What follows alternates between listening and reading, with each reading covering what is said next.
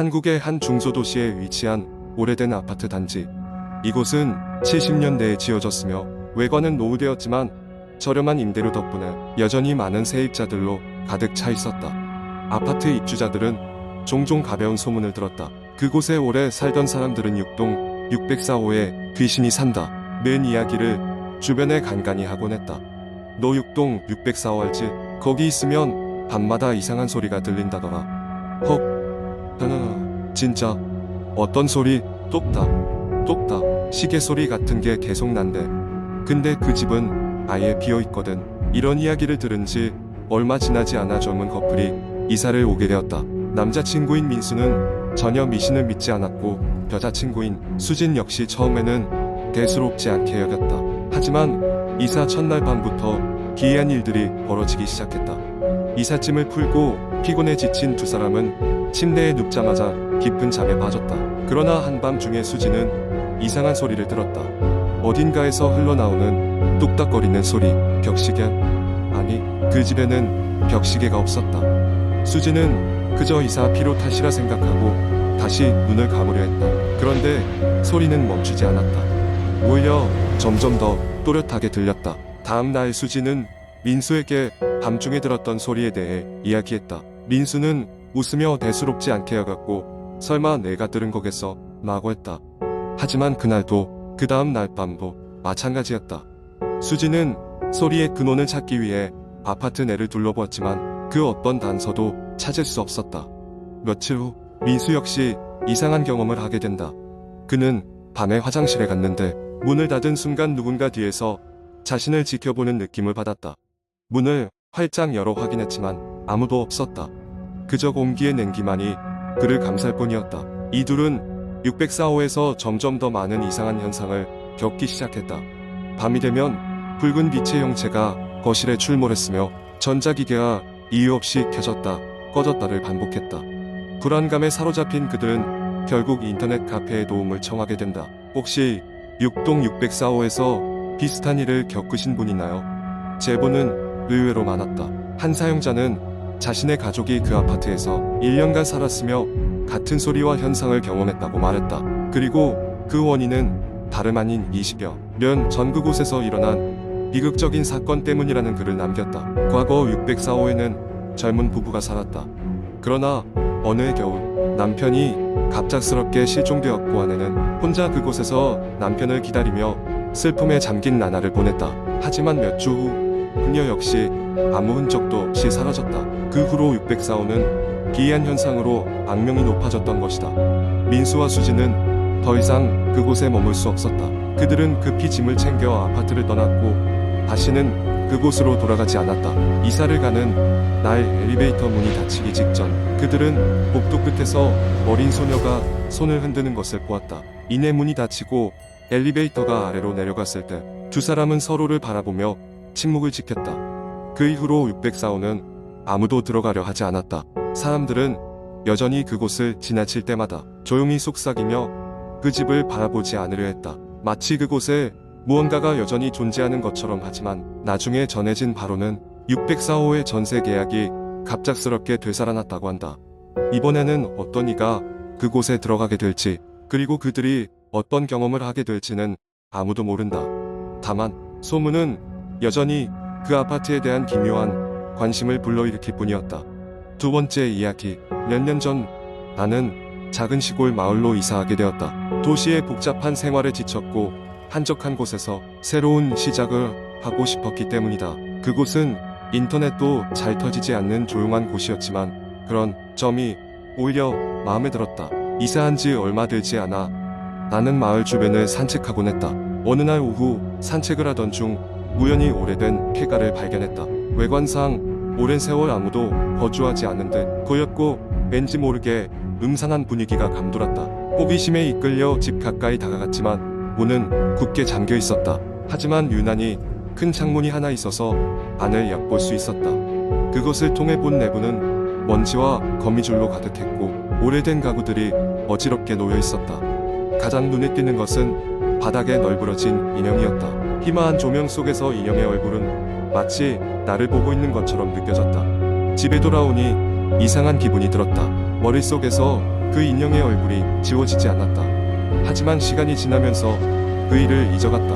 며칠 후 어느 날 밤 나는 이상한 소리에 잠에서 깼다. 누군가 문을 두드리는 소리 같았지만 시간이 새벽 2시라는 걸 확인하고는 그저 바람 소리일 거라고 생각하며 다시 잠을 청했다. 그러나 그 다음날 나는 문 앞에서 작은 인형 하나를 발견하게 되었다. 낡고 허름한 인형이었는데 내가 폐가에서 봤던 그것과 너무도 닮아 있었다. 이상한 기분에 사로잡혀 인형을 집 안으로 들이지 않고 근처 쓰레기통에 버렸다. 그 후 몇 주 동안 난 몇 차례 기이한 경험을 했다.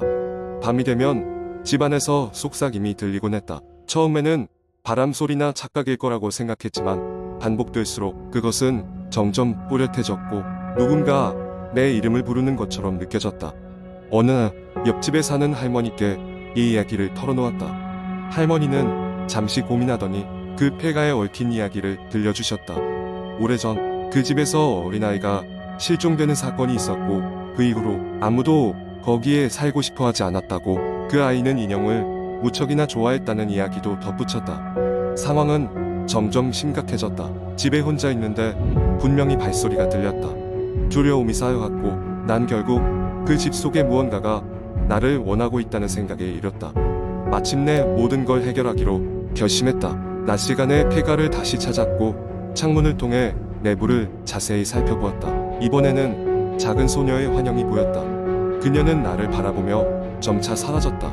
난 그 순간 모든 것을 이해했다.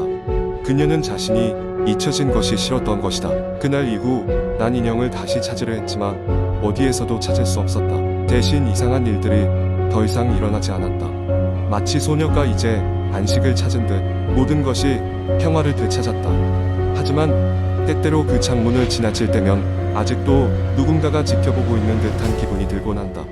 할머니의 이야기가 옳았다면 그녀는 자신에게 관심을 기울일 누군가를 여전히 기다리고 있는지도 모른다. 그리고 그게 바로 나였을지도 모르겠다. 세 번째 이야기였나요? 한국의 한 외딴 시골 마을에는 깊은 숲으로 둘러싸인 작은 마을이 있었다.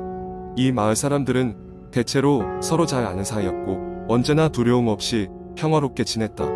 그러나 그 평화는 마을 근처에 위치한 한 오래된 저택으로 인해 가끔씩 흔들리곤 했다. 그 저택은 장시저택이라고 불렸으며 오래전에 버려진 상태로 남아있었다. 마을 사람들은 그곳을 무서워하여 근처에 가지 않으려 했다.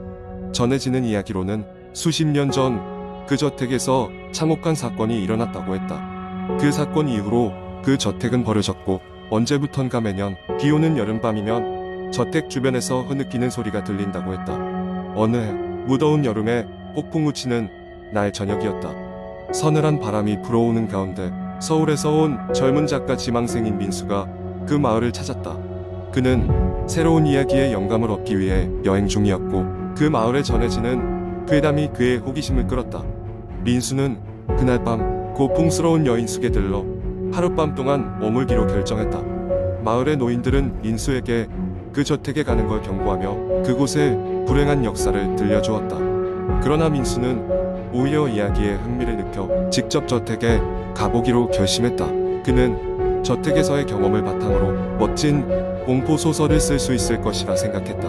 밤이 깊고 폭우가 쏟아지던 시각, 민수는 손전등과 카메라를 챙기고 조심스럽게 저택으로 향했다. 숲을 지나 저택에 다다르자 오래된 건물은 폭풍 속에서 더욱 섬뜩한 분위기를 자아냈다. 창문은 모두 부서져 있었고 곳곳이 덩굴로 뒤덮여 있었다. 민수는 잠시 두려움에 주춤했지만 마음을 다잡고 저택으로 들어갔다. 저택 안은 싸늘한 공기가 감돌고 있었다. 먼지에 쌓여있는 가구들과 벽에는 오랜 세월의 흔적들이 남아있었다.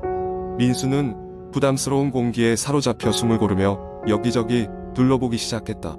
그는 먼저 1층의 거실로 들어갔다. 낡은 피아노가 있는 방이었다.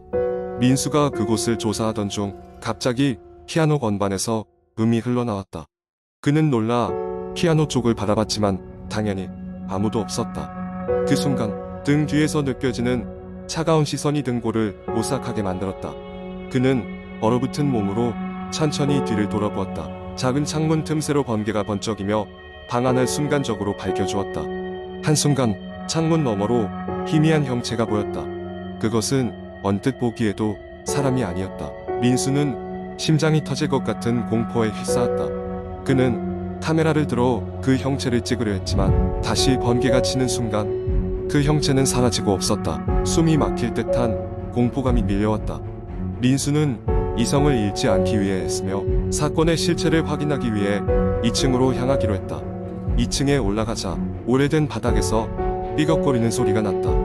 민수는 조심스럽게 복도를 따라 걸으며 각 방을 들여다보았다. 그중 어느 방엔가 들어섰을 때 벽에 걸린 오래된 초상화들이 그의 눈길을 끌었다. 그중 한 그림 속 인물의 눈은 마치 살아 움직이는 것처럼 느껴졌다. 그는 이상한 느낌을 떨치기 위해 다가가 그 초상화를 자세히 보았다. 그 순간 등 뒤에서 누군가의 낮고 음산한 목소리가 민수를 불렀다. 왜? 너는 여기에 있는가? 민수는 심장이 멎을 듯한 충격에 몸이 굳어졌다. 그의 머릿속에 수많은 생각이 스쳤지만 그는 완강한 호기심에 사로잡혀 소리의 근원을 확인하고 싶었다. 그는 천천히 뒤를 돌아봤지만 아무도 없었다. 그저 빈 방과 텅 빈 복도만이 그의 시야에 들어올 뿐이었다. 그러나 더 놀라운 사실은 복도 끝에 그림자가 점점 그의 쪽으로 다가오고 있었다는 것이었다. 민수는 더 이상 자신의 안전을 담보할 수 없다는 것을 느끼고 즉시 저택을 빠져나가기로 결심했다. 그는 급히 1층 현관을 향해 뛰어내려갔다. 마치 뒤에서 누가 쫓아오는 듯한 스릴감에 빠져 있었다. 저택 밖에 나와서야 민수는 숨을 돌릴 수 있었다. 폭우는 여전히 쏟아지고 있었지만 그는 어둠 속으로 달려 마을의 여인숙으로 돌아갔다. 여인숙에 도착한 그는 온몸이 물에 젖은 채로 문을 두드렸다. 주인이 문을 열고 놀란 목소리로 그를 맞이했다. 민수는 헐떡이며 저녁의 경험을 설명했지만 불안한 마음은 여전히 가시지 않았다. 그날 밤 민수는 방에서 침대에 누워 잠들려 했으나 마치 저택에서 아직도 그를 부르고 있는 낮은 목소리가 귓가에 맴도는 듯했다.